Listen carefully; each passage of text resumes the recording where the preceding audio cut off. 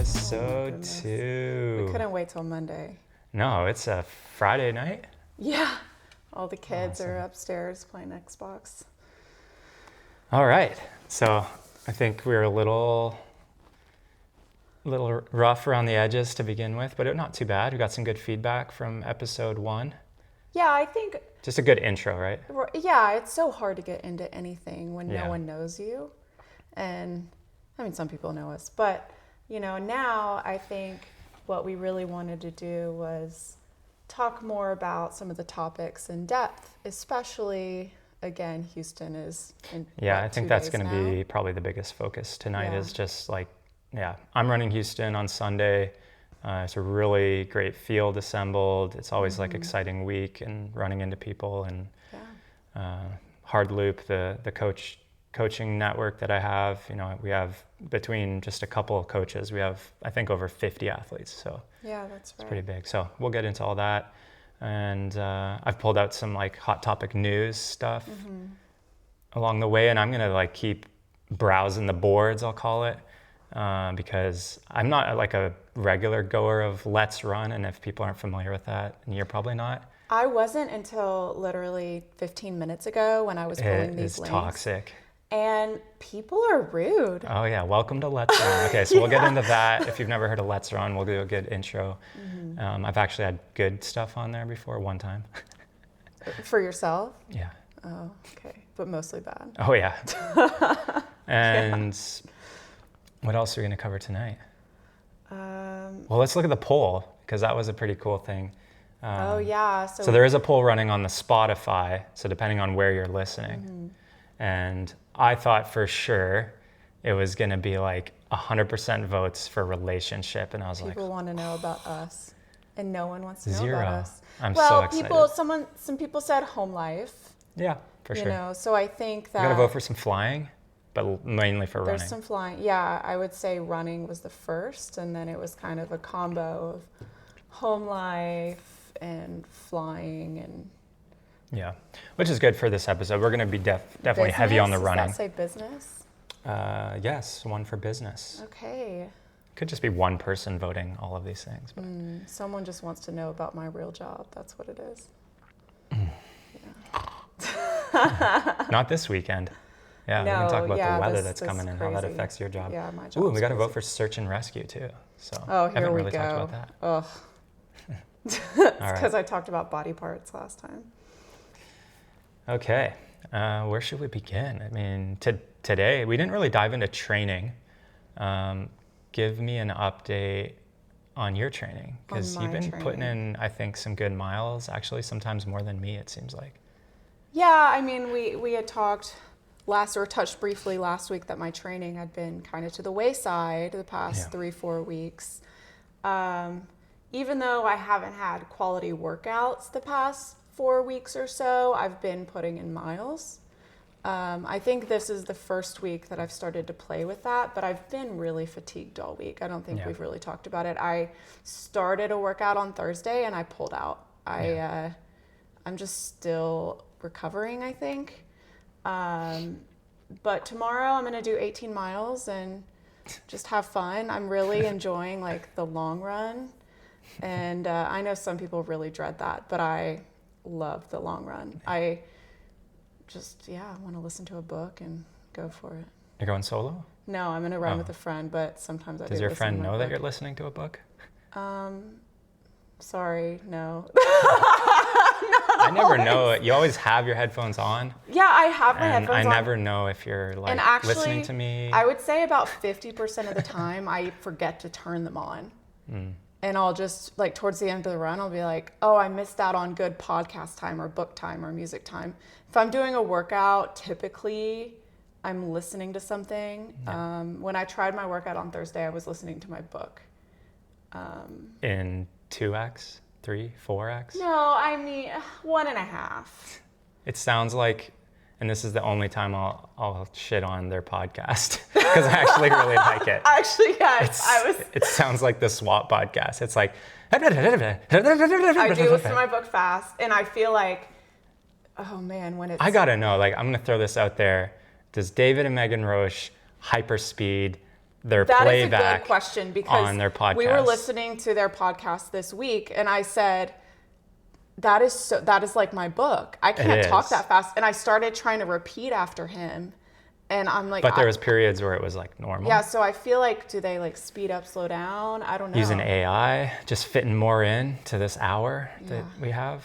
Yeah, because forever I thought your initial professor for your MBA program was like on crack or something. Yeah, I listened. And also his pitch was higher. I rewatched all of my classes in about 1.25. Yeah. Rather than joining live. Well, my classes are in the middle of the day. I feel like we're pretty slow, so that gives people a good opportunity to turn up the speed if they need to. Well, they can do 2x like me. And it's going to sound probably normal. Yeah, probably. So, anyway. All right, so that's your training. I never listen to anything, though. You never? Unless I'm on the treadmill. But I get a huge boost out of it, so I probably... You've listened to something outside maybe twice since I've known you. And it's usually because you're in a bad mood. That's it. But I mean, your training's been very unique, I guess. Or you're kind of like the master of no training. And I train, but it just... you train in like 5 weeks, or I train in 16 weeks. I take a lot of recovery. Yeah, you do. And I build quick when I come back. It is so annoying. But my calf's just been bugging me this week. Nothing I really did in particular. In fact, I was smart about it.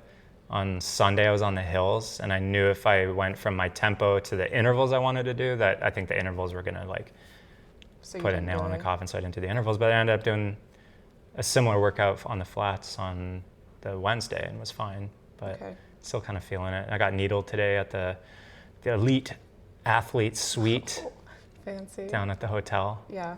And I'm feeling okay. I was told today, I didn't tell you this, it's sounding like 222 is the pace range for Houston. So it's slower than 520. It's like 520 something. Got it. So sounds like that's what I'll be doing on Sunday. And I saw the table of Ethiopian women that were in town. So that's kind of the main thing. Any repeats? I think there's 2 back. I guess I didn't really put those notes on there, but I had my notes from, I gave a talk on Wednesday night, which went really well to a new group. From the like Rise running, and actually uploaded that to this YouTube, so people can go and watch that. I did have a rundown of who was going to be here. Yeah, I can't even really say their name. Yalem Zerf Yahalo. Yeah, I am from so Ethiopia. sorry if you're she's listening. in the half. Like, she's a 63:51. Wow. And she's run 2:16 and won London. Amazing. Yeah, but she's in the half, as well as Weenie Kaladi is the American running 66, and she was 10,000 meter Olympian. So that's pretty cool.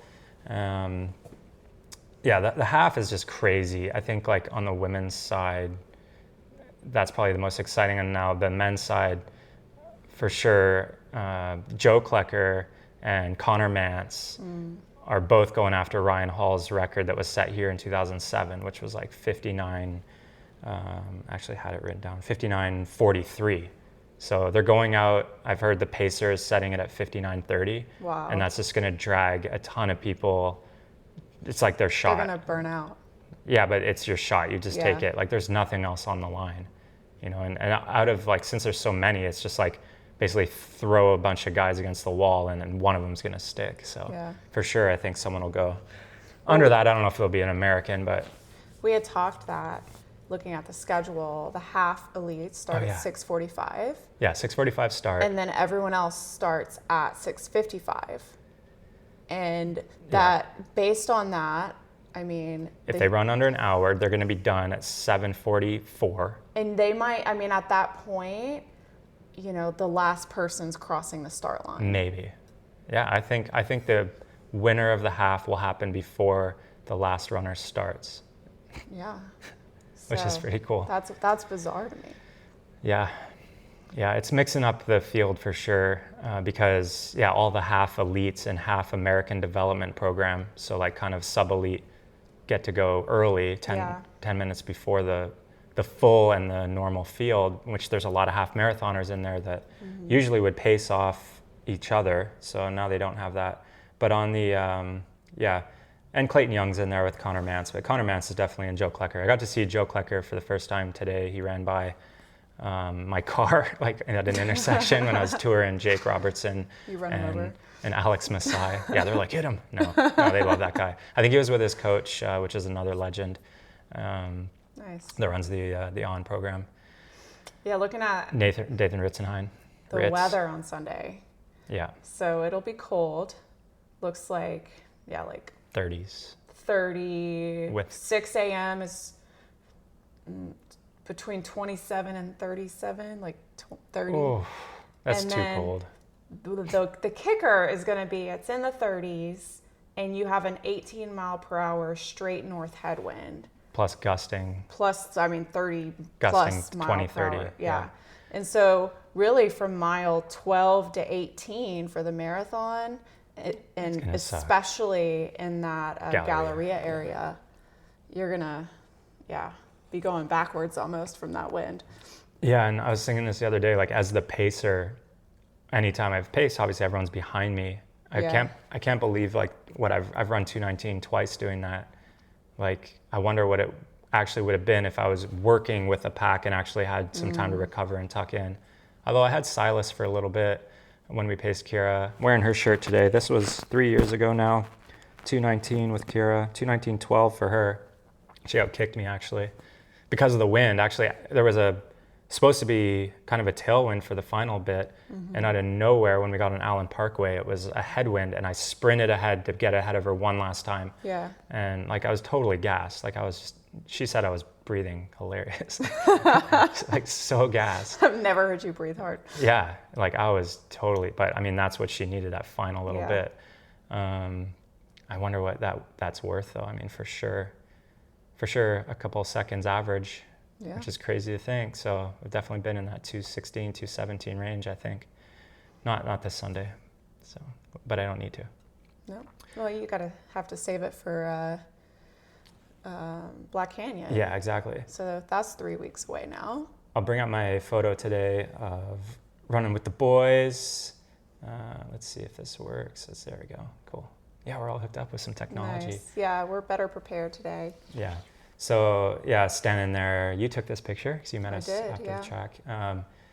Jake Robertson, he's a New Zealand twin. Him and Jake and Zane moved to Kenya kind of as their own like personal like experiment when they were fresh out of high school to basically be like, nature versus nurture. If we put ourselves into Kenya, can we become Kenyan as runners?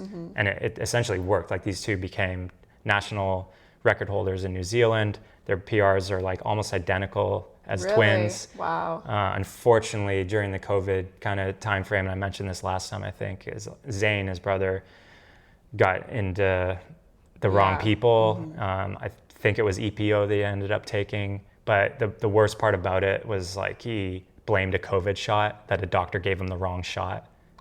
So he just didn't own it. Jake, he's awesome. I've known him. He's won the half marathon here. He's actually doing the marathon. So nice. We got to room together one time. And I just really enjoy his company. And we got to run for an hour today, 10K. And then that's actually his brother-in-law standing on the other side. That's Alex Masai. He runs he's running the half, right? Yeah.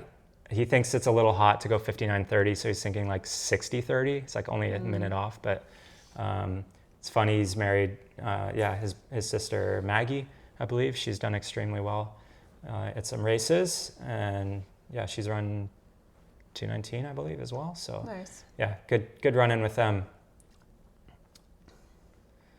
This today for 10K.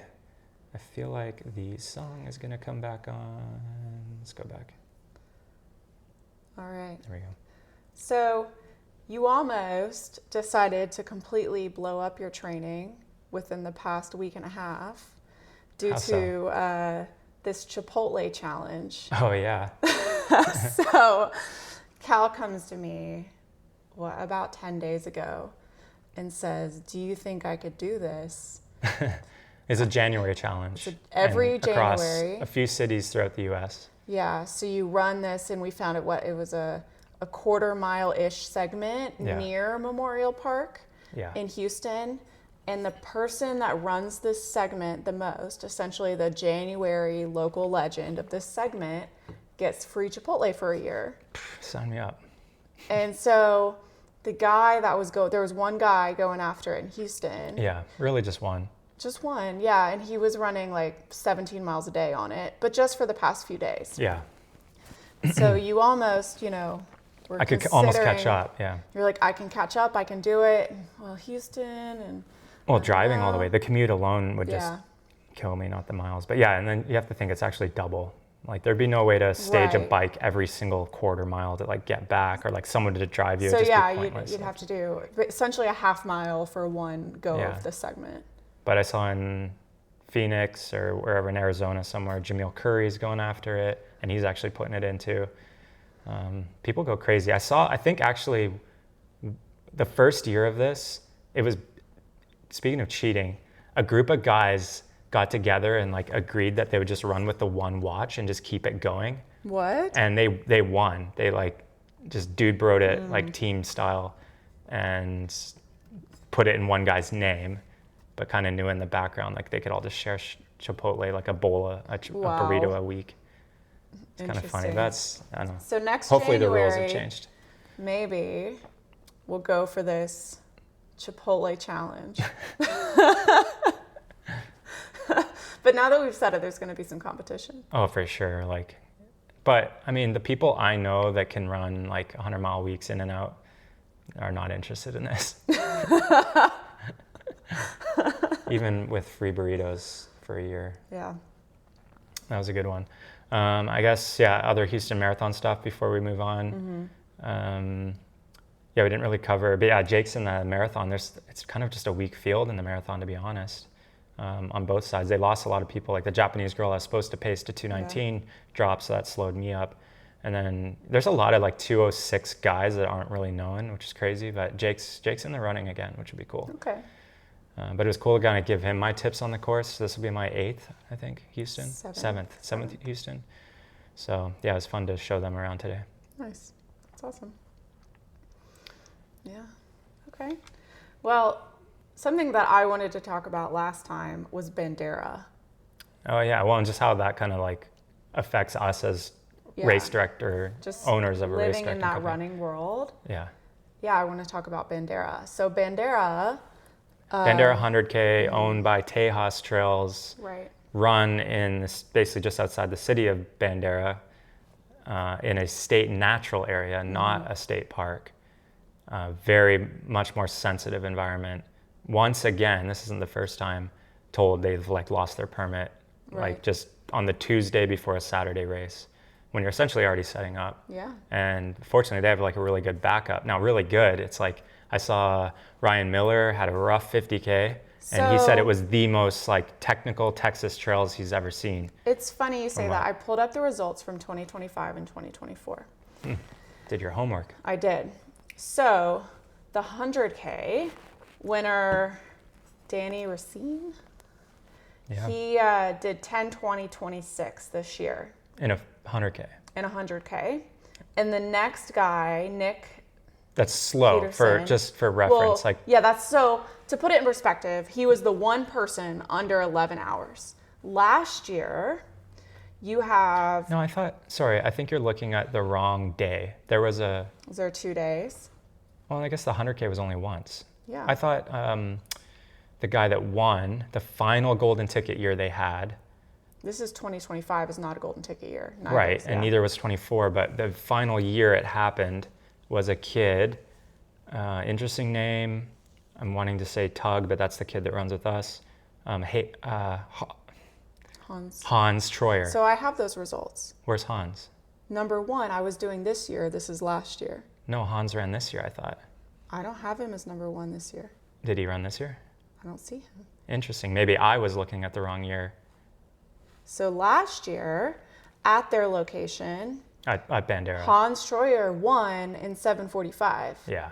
And this year, your winner is in 10:20. Okay, where's Miller in there? This is the 100K. Let me pull up the 50K. Oh, okay. Yeah, that's what I was getting confused with. So Hans, I believe, this year won the 50K. Okay, 50K, There it is. 346. Okay, 346, which again, slow for them, right? Like, I mean, Yeah. to put it in perspective, like my bonk fest of a Black Canyon 100K, what did I run? Like 940? 9 something, Yeah. yeah. So under 10, and I mean, no offense, but you paced me in the final 12K. Yeah, the fact that you said no offense makes it offensive. Wow. My average pace was supposed to be like in the 7s consistently. For 100K, yeah. For that trail specifically. Yeah. I mean, that's like course records like 720. But I just want to say that what you ran in the last 2 hours is way slower than I can run. It's true. And I basically Dragged me. walked the entire time while you were running. Yeah, you power hiked. Yeah. You're a power hiking machine. Yeah. So the 50K times weren't too off. So Brandon Miller won last year at 335. Mm-hmm. And Hans won this year at 346. Okay. But the next guy this year was 423 versus, I mean, the top. Yeah. Anyway, I won't bore people with the results. Yeah. Anyways, what we were going to talk about wasn't so much covering Bandera, but I think there was a few people that gave him some heck on it, but like it just shows you like it's not like originally it was thought like, oh, trail racing over Texas has a problem. You know, you don't have good relationships with the park. Well, let's take a pause. So we're talking about this because our biggest race, Brazos Bend 100. Bend 100, At Brazos Bend State Park. last year was rescheduled twice. And then we eventually moved venues. Due to rain. Correct. And finding out like kind of on the Tuesday. And yeah, we found out that Tuesday. Scrambling.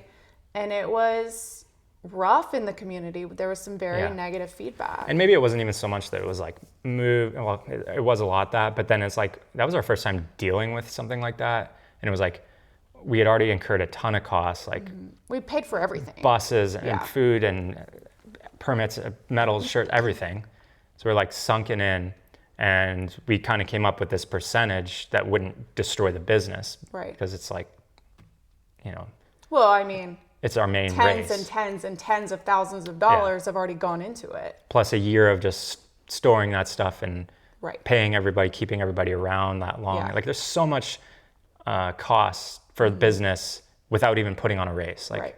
So we came up with a percentage that didn't make people happy. And then we've later increased that to help and are still honoring those credits and everything. But yeah, it's tough to navigate that. And then you see a race like this, they just say flat out, like, we're still on, but we're at this place. Yeah. If you don't like it, like, too bad. Like, it's an extra drive, it's this and that. Like, Yeah. And we give people the option.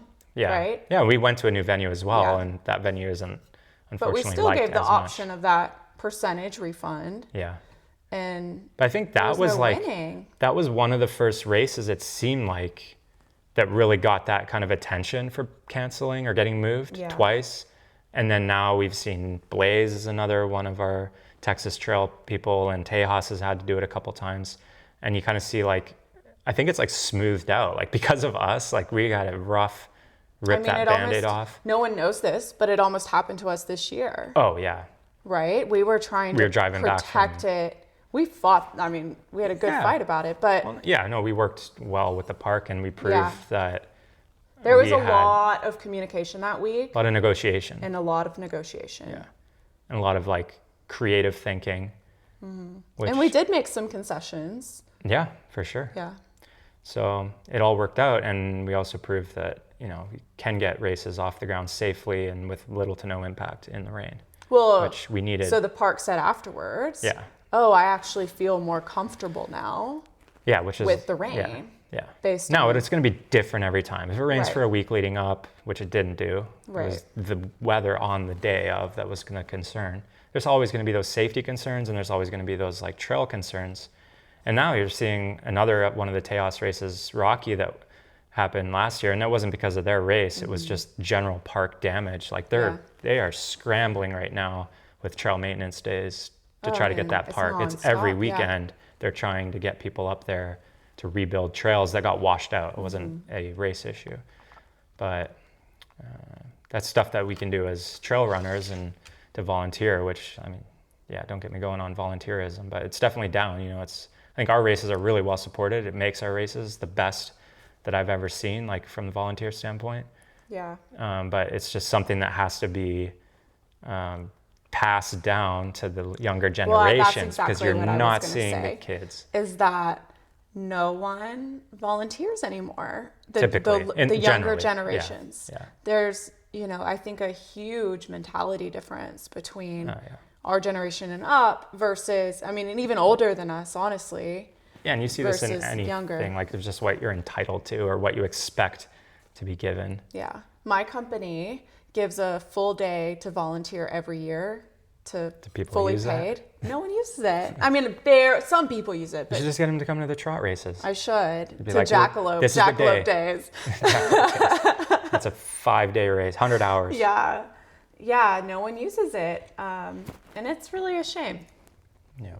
So anyway, while we're on this whole trot topic. All right, trail racing over Texas. Yeah, so I want to hear the race director email of the week. Oh, I have one? I will have to bring up a top 10, or I can just think of, okay, this is, speaking of doping, we'll just keep it in line with that. Okay. This was a funny one from last May that we have policies that, you know, it's actually, yeah, this is perfect to talk about, because me running with Jake today, it's somebody that I fully entrust. In fact, one of our close friends messages like, was that not the brother, like the one that got in trouble? I'm like, obviously, like I wouldn't associate myself with somebody. I keep a very... are very protective of yourself around that. Absolutely. You put a bubble around anything like IV places. Well, and that's what we get the most common. Every week there's an email to sponsor our races by showing up with an IV drip bag, which it doesn't matter if you had that tea dripped into you over, I think it's 100 milliliters, which is nothing, is illegal as an athlete, as a professional athlete. Competition. Yeah, but technically, like if you read the bottom of the Houston Marathon, like runner's package, it says every single participant is under the USATF rules. Yeah. And so I carry that over because I compete clean, train clean. I don't coach people that have any affiliation to that kind of stuff. I've dropped people that have had affiliations that are more than sketchy, that I find out about, and they're gone. If I see any of our runners that are at IV drip places, I inform them. Nice. I've gotten better at that part. I'm not like, I'm not like, you're out of here. You know, you're a doper. Yeah. I understand people aren't on that, competing at that same level, but I educate them on what the rules are, and the rules are very straightforward, that you can't be doing that kind of stuff. So it's in our policies as well, in our race rules, and somebody actually read them. Somebody read the freaking policies going to our race, and it ended up being like a 70-year-old guy that was doing the marathon, just hoping to finish, and he was like, I just read your policy, and I'm pretty sure there's some stuff that I'm taking that would maybe get popped on a drug test for performance-enhancing drugs. Am I going to be tested?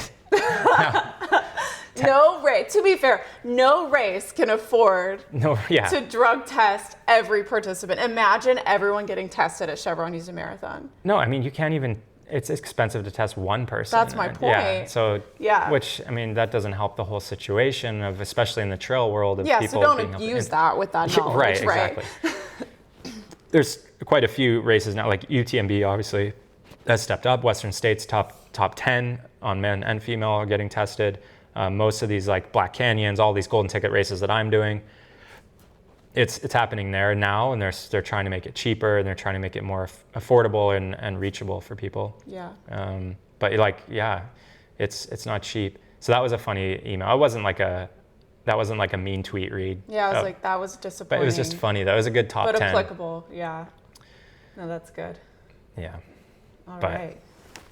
I definitely saw some comments on social today on our network that was like, smack my head about... It's constant. I'm not going to go there. So speaking of social, tell me about the LetsRun.com. Okay. I don't even know when this started, but LetsRun.com has been this like very basic forum style Right. website. So I'm looking at it right now, and And it has a looks like- homepage, and it's always like top news of the day if you're on like the LetsRun, but the world, It looks like a World 2005 famous. like wiki. yeah, world famous message boards. Yeah. And basically anyone with an account, and they've actually, I think, cleaned it up a little bit with usernames, but people hide in there.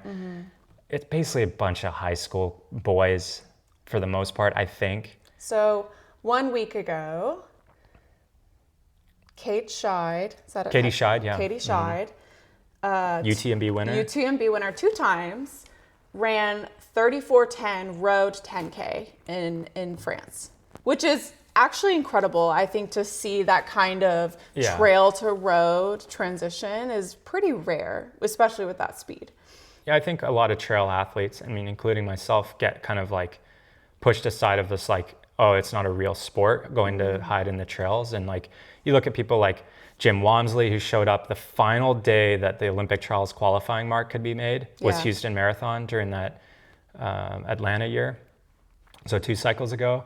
And in the ultimate troll move for Let's Run, like he didn't do this on purpose. He hit, I think it was 103 flat was like the qualifier. And I Yeah. remember sitting around a table after he ran 103 flat, and we were like, do you have to run 102.59? yeah, what's or do the- you run 103.0000? Is it like equal, Right. greater than, or less than an equal, Yeah, or I was what? sitting there with Jim, and it was like, dude, you couldn't have like done that any better. If like the ultimate Let's Run troll. That's because yeah, he got it. He got the This Olympic was a trials bad one qualifier. because this one only had one good Okay, so you're just comment. bringing up some of my like Yeah. browsing the boards Yeah. flags that I thought were kind of funny. Yeah, so this one, the lactic acid.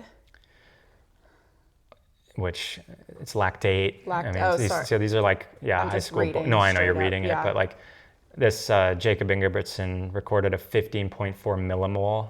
So like typically what you're gonna see on most people like getting lactate threshold tests is like 4 to 8 millimole kind of stuff, where you're like don't have much time left to run.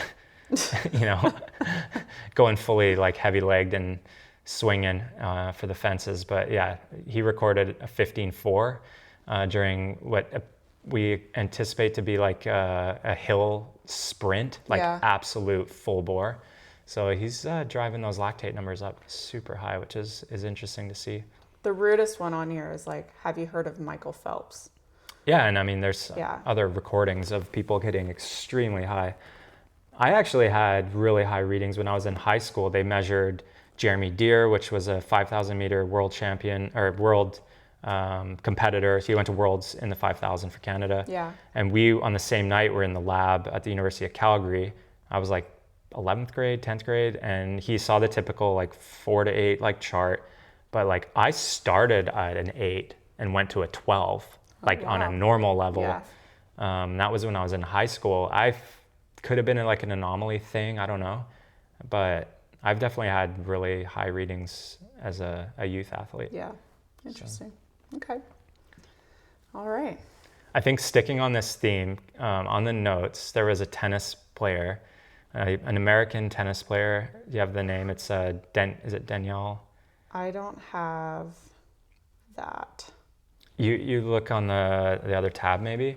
I'm gonna bring up the video. This is not very sportsman-like. Danielle Collins. Danielle Collins, Australian yeah. So I Open. hadn't really heard of her. I'm sure my mom would love to chime in on this because she loves watching the tennis. And we'll see if we can switch to this and see if it actually works here.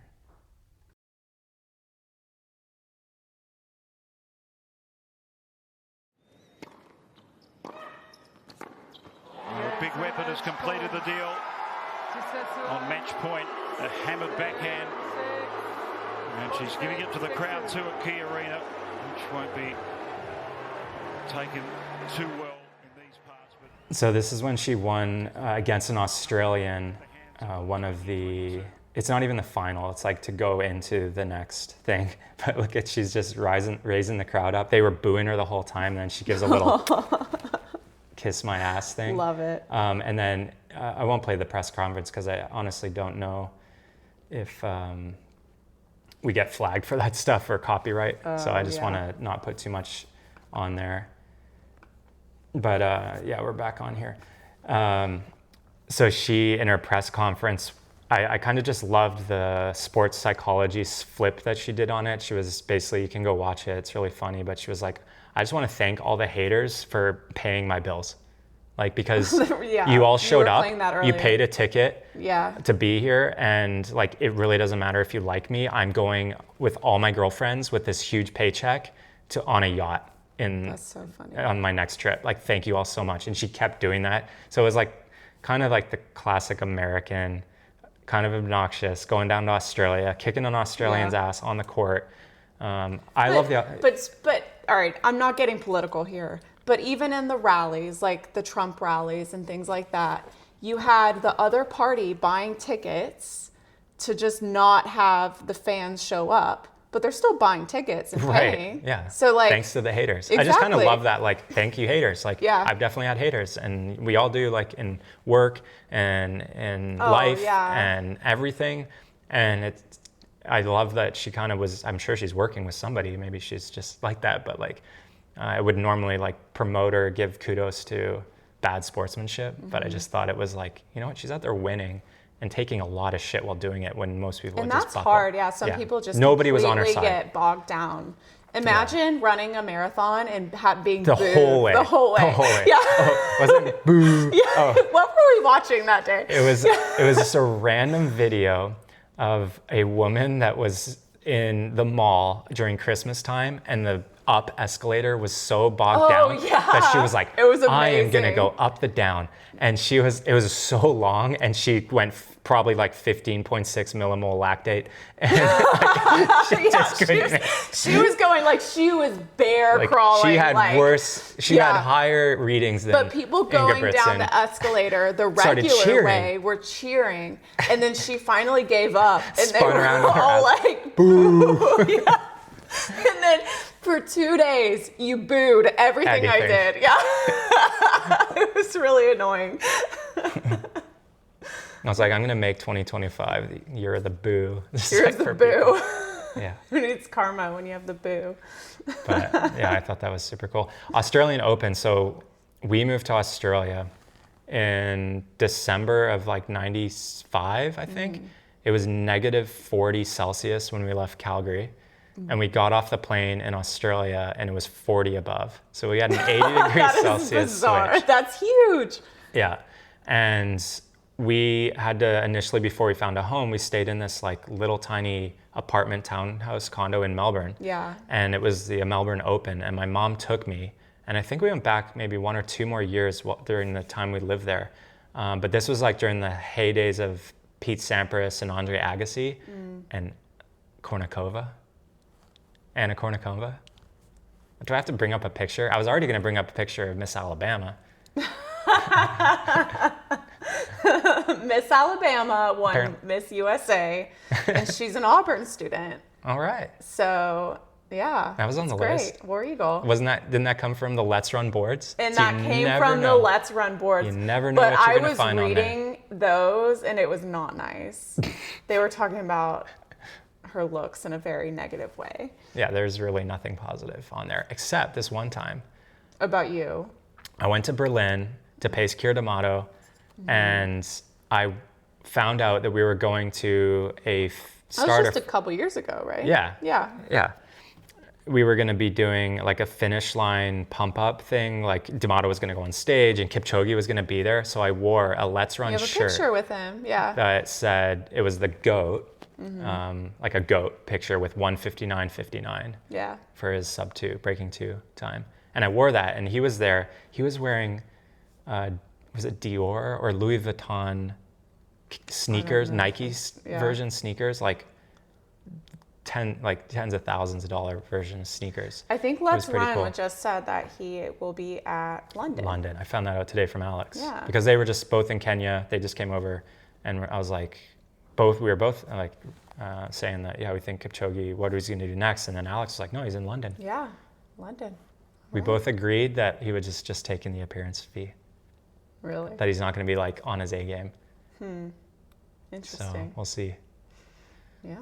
He needs to come back. He needs to finish on a high, I think. I agree. Yeah, he's had After a rough couple years. the Olympics and whatnot. Yeah.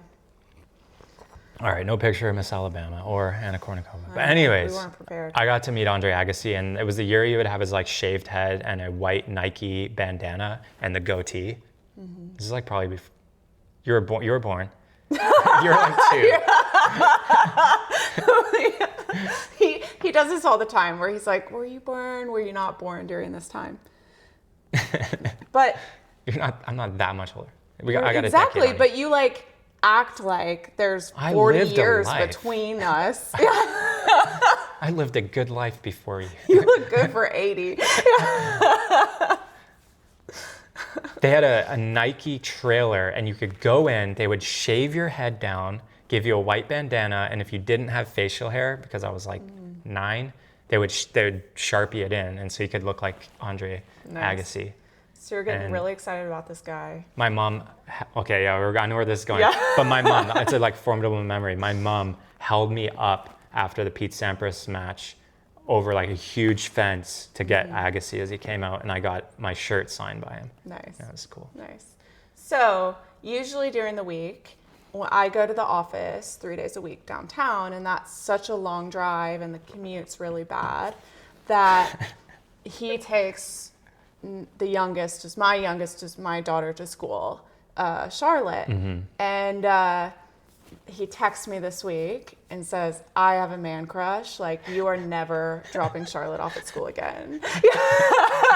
So this guy was in full SWAT fatigues. Dad, right? Yeah, dad dropping off the little kid. Like, he was kind of blocking my matching Suburban, but without all the cool tech and tactical gear in it. Yeah. He was like, oh, sorry, man. But he was like, sorry, man. Like, he's a huge dude. He had like the like operator beard and like going in full. And I was like, read the back, and it was like Harris County SWAT or something like that. What time was this at? Well, after you have to be at work. Well, I could do it like Thursday or Friday. Yeah, he doesn't go in then. Oh, okay. Yeah. I'll take her Thursday. It's fine. Oh, okay. I'll wake up. Yeah. Yeah, man crush. So I've never known you to have a man crush until right now. Except the like bromance that I have going across the street now. Oh, he I got a lingerie picture this week from our bromance guy. Yeah, I get a text from his wife that sent me a picture of his new tights. His new tights. I inspired tights in the neighborhood. It said, look out, 6 a.m. dog, let the dogs out, he'll be in them. Yeah. Yes, because it seems like we'll be letting the dogs out and we're both like in our boxers. Like, what's up? It's really far away. Like, you can't really see. It's very far, yeah. But that's funny because I ran by in my half tights. Today? No, during my workout on Wednesday night. Oh, nice. And he was kind of like, oh, I need to get some like warmer gear for the cold coming up. And I was like, yeah, I wouldn't wear tights otherwise. Well, it was Thursday that I got that picture, so that's funny. There you go. We didn't see it this morning. So, anyway, yeah. There's not really much else going on in the neighborhood right now. There was some flying. I saw our good friend Jeff got a brand new engine in his Stearman, which is a biplane.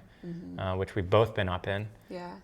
That was really cool. I can probably bring up a quick video of that from our fly-in. But yeah, what else has been going on? I don't think. In the neighborhood, it's been very quiet. Everyone's just asking, are you ready for the freeze? So we have weather coming up. So that wind that's coming in on Sunday and Monday is bringing in a front where there's the rare chance of snow on Tuesday. So we'll see how that goes. And, I talked about my job a little bit last time in that commodities trading space. So things are very busy right now, just making sure we have enough gas going to the power plants to make sure we're generating enough power to go to everybody. It's crazy. Sorry, I'll get to that. I think that's you with Jeff flying at our air show. Is that me? Pretty sure that was like one of the nice photos. Yeah, it's a beautiful plane, but unfortunately, to change out the oil, what he explained to me, there's a little magnet on there, and then there's a backup magnet when he was doing the oil change on it, and he found some metal shaving debris when he was doing that, and it turned out that it needed a whole new engine, which was not cheap. Finally got it. But it was kind of interesting to watch somebody go, because I saw him go by, we heard it, and I was like, there's a train going by, which we don't have train tracks. Yeah. And even Jay that was here working ran out to see what it was. And I was like, oh, he's got an empty seat, I want to hop in. But then I realized it was Jeff, and I was like, that's a brand new engine. I was like, I'm good. Like, let it break in a little bit. Let's see how this goes. Yeah. And he, of course, did a flyby, because I was like, man, he's not going to go far from the airport. And he did that one ripper flyby, and I got a video of that. Nice. And and then he just went off and did his flight. And I was like, where did he go? Like, I probably would be sticking a lot closer to the airfield on a new engine. But I can play that video right now too. Transition over there we go. The engine sounds amazing. Don't even get the full effect in there.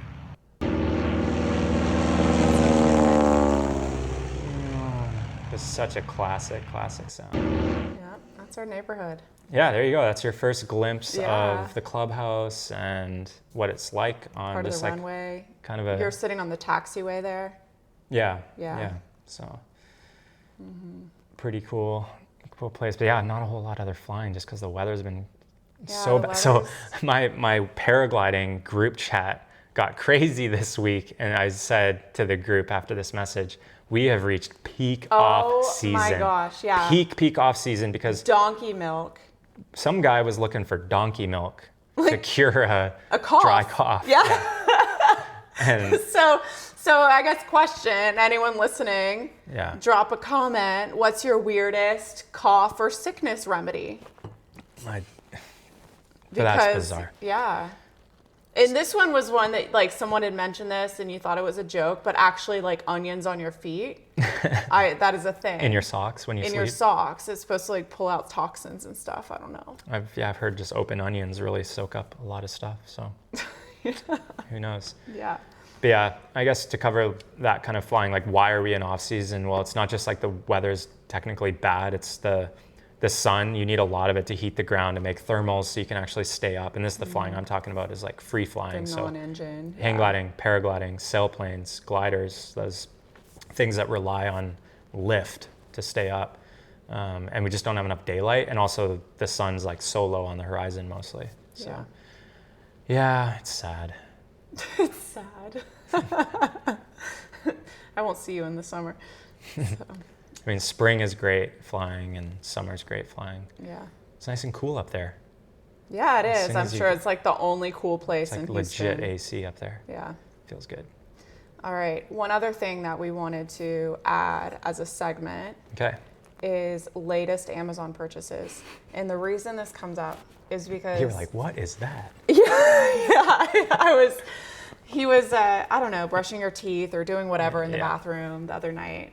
And I had noticed it just sitting there, but I guess I was like in kind of cleanup mode a little bit, and this it blends in. Yeah, this weird thing is sitting on the counter, and it's just a package of what look like soft plastic thimbles. It's a good description. Yeah, I was trying to figure out a way to describe it, and I was like, what is this? So what was your latest weird Amazon purchase? Because I have never seen anything like that in my life. I got an order of nipple Band-Aids. It's marathon week, y'all. And toe caps. So they were the toe caps, I assume. Unless your nipples are like... little silicone thimbles, basically. Yeah. I have this one toe. Like, I never get blisters. My feet look black, like, on that toe, I feel. Yeah, it's just the one toe. Like, I mean... Ultra for sure, hands down, the best shoe to be in for pretty much anybody. And like my feet look normal. Like you would never really know I run. I hate feet, and I would tell somebody if they have gross feet, your feet aren't really that gross. But there's one middle toe on my left, which is a little bit bigger foot. For some reason, there's something going on with it, with the tip of it just gets like a blister on it, and then if it's like 100K, it's gonna go It goes bad. black. Yeah. Yeah. But that was the so you only tried time. putting a toe cap on it when you ran? And I think it was possibly worse. Yeah, there was more rubbing. So I just got to either tape it. I usually put like some Wild Scents, like lubricant on there or something. He bought like 100 pack of toe caps. So if anyone needs 99 toe caps for their feet. I'm going to give it another go. I don't think I'll do it for Sunday. No, don't you know? What is your rule for your athletes? It's not for me. It's do as I say, not as I do. Okay. Got it. Nothing new on race day. Nothing new on race day. Unless you're coach, you get to do stuff. Yeah. So anyway, my latest Amazon purchase was what is your school stuff. Nothing good. Yeah, I got some more pencils and notebooks and paper tabs. And I got a book in the mail today, which I already had. So Win the Inside Game. So It's when the are you real doing copy. that review? Steve Magnus? Yeah. So popular name in the running world for sure. Steve Magnus, went to University of Houston with him, was a senior on the track team together. Has, I think it's his 5th book coming out, Win the Inside Game. And he asked me to sit down kind of in this style at the Brazos bookstore on February 4th. Yeah. So you can join us in Houston, meet What Steve. time is it? Like a 6:30 or 7:30 or something like that. Okay. But on the Brazos bookstore website, February 4th. there I am with Steve. So I got to finish right. reading that. I'm like a quarter way in, but now I'm worried I just got the hard, like the release version. I had like a non-release version. Now I need to start again to make sure. I'm sure it's just very typos. minimal. Yeah. I didn't pick up any typos or anything, so. That's good. Yeah. Yeah. Maybe it was just the cover because it went from like Or maybe it was like hard copy. Yeah. But that's pretty cool. I've never had an unreleased book before. I was about to blow the news on another book, but we have to save it for next week. So there's another book coming out. But it's not yours. I don't have a book yet. Yeah. Yeah, you made it sound like, oh, I didn't tell you. I've we just been can't tell writing you. a book in the background. Honestly, I'd be pissed if I found out you had a book because you complain about how busy you are every night. I didn't get to do this. I didn't get to do that. And if you were writing a book this whole time and lied to me about it, I would have been angry. What if it was a really good book? Like they did well. Yeah, great. But that initial shock of like, you say you're working or doing this trot thing, like, great, I support you. But you're actually like, hiding this one thing from me. I have a few ideas for books. Yeah, we've talked about it for sure. Yeah. But yeah, I don't even have time to read, never mind write. that's my point. Yeah. So I'd be mad if you were writing a book this whole time. I'm actually like super interested in this book that is coming. Like what of me is in it? You don't know? No, I'm sure it's all good. I'm sure it's fine. Got it. I mean, there's nothing. It's not a biography either. Yeah. Of you. No. Yeah. No. It has nothing to do with me right now. Yeah. I'm just. But I'm part of stories that would be No, in I there, understand. and they'd be fine. You're a part of stories. Yeah. Yeah. Anyways, we'll get to that next week when we can release it. Yeah. It's coming out soon. Yeah. It's exciting. Do you have a copy of that yet? No, you said. No, that's what I was like. Yeah. I got that, and I was like, oh my gosh, this is the book. Yeah. What else we got? Well, that's all I had. Really? Okay. Yeah. So. Good. So the poll's open a little bit longer. That's on Spotify. So now we're on YouTube. I've got it all launched this week. So we're on YouTube, the Neff Pace. We're on Spotify, the Neff Pace, and we're on Apple Podcasts. I don't even Some know what RSS. we're on. I'm just Yeah. show up. I sat down about 2 minutes before you turn on the camera. I had been here, but I had to refill my water. And You had some tea. Yeah. What are you drinking tonight? I did have some strawberry liquid IV. And listen, I hate artificial strawberry. Yeah. And we Surprise tried flavor. it, and it is my new favorite. Truly, strawberry is my new favorite. Well, when I had to go to CVS to buy giant maxi pads. Hopefully everyone listened to the first episode. I don't just have giant maxi pads. That's not what I use. I just want to clarify that that's not the norm. But they had like a 2-for-1 or like get 2 for like whatever, and the flavors were pretty minimal. Golden cherry. Well, they didn't have the golden cherry. I had to get that today. I got that that's today. right. You Yes, got a different last one. night. I like strawberry better. So Yeah. it's my new favorite. I think nothing other, maybe like Noon and Liquid IV really get you like hydrated the fastest. Like I just feel, and we're like have no affiliation to them, but like, we got an affiliation this week. We both got sponsored this last week. Yeah, my first sponsorship. Yeah. Actually, I wanted to talk to you about that maybe in the next couple of weeks of like, what is your journey to becoming a sponsored athlete? Oh, and, like to this point. Yeah. Okay. Yeah. So I think that'd be a good stay discussion. tuned. That would be a good discussion. I was listening today to another podcast, Nobody Asked Us, which is Des Linden, Kara Goucher. I have met them a few times. They're in Houston this weekend to do a live recording on tomorrow afternoon of their podcast. Yeah. They had their last episode, their first of the year for season 3 was on contracts. There's been a ton of shakeups, especially like where Alex Masai is right now in Hoka Naz Elite. Like tons of people just got like dropped by Hoka or dropped by Naz Elite, including like the coach, the main guy that started it's now off to doing the marathon project. I think we had that on there as a future topic. Actually, I'm registered for the marathon project in December. That would technically be my next like real marathon. I didn't realize you had actually been I haven't been accepted. Oh, that's right. Yeah, they don't accept. I thought you applied April 1st. You have to. Yeah, you don't find out yet. And I'm like right on that cusp. I mean, they said sub 220 marathoners, but they've had really good like registration. So maybe I get in more as a pacer, but I'd still like that would be a full out marathon, which would be I haven't done an actual like. Well, that could be a really good like Masters, yeah. First go at it, unless I get something in the fall. Right. Yeah. After I get this 100K thing out of the way. Oh, look how you have 200Ks now. 200Ks in the spring. Yeah. And maybe a 100-miler. Maybe a 100-miler. If I win. Top 100 miles. It's a terrible prize. Yeah, that's true. Yeah. I'm drinking my brand new mug today or what do you call these, tumbler thing? Yeah, from Chevron Easy Marathon. This was the elite gift. I checked into the suite today. And yeah, they have like basically you go in, there's like the suites have lunch and dinner and breakfast and everything being served throughout the day, a hospitality suite. And they have like help for the elites. Sound like they all were like, they got expedited through the border today. Like when they all got in internationally from Kenya and stuff, they went all the way to the gate and then took them through immigration, which is kind of cool. But yeah, and then they have chiropractic and massage up there and you can sign up. Yeah. So I've always gotten to meet really cool people because you see the list of who's signing up for massages and then you can like go to the slot next to them. You stalk them. Yeah, well, like the 1 year, my second marathon ever, Houston, Meb was on the list and I got the next slot. Yeah. And so when I show up, there's Meb getting his warm-ups back on, and I got like a pep talk on how to run the marathon the next day. Nice. From Meb Gafleski. So nice. Yeah. I'm also drinking tea in the Trot mug. I went for tea tonight as well. Yeah. With the Bengal spice. Okay.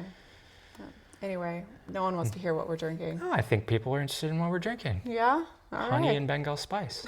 It's really hot. Oh, you're still hot? Wow. Yeah, it's burning my tongue the whole time. All right. Well, we will be back. Probably Monday. On Monday. Yeah, we're trying to be more structured here, so I think we did a little bit better. Get some live editing on the go. We got music, we got logo. Yeah, we're trying just to publish straight away, not edit. Thankfully, our kids didn't come barging in, so... We have a full house tonight. We do. Billy Baldwin and the girls. So, all right, well, anyone running Houston, have a great weekend. Good luck.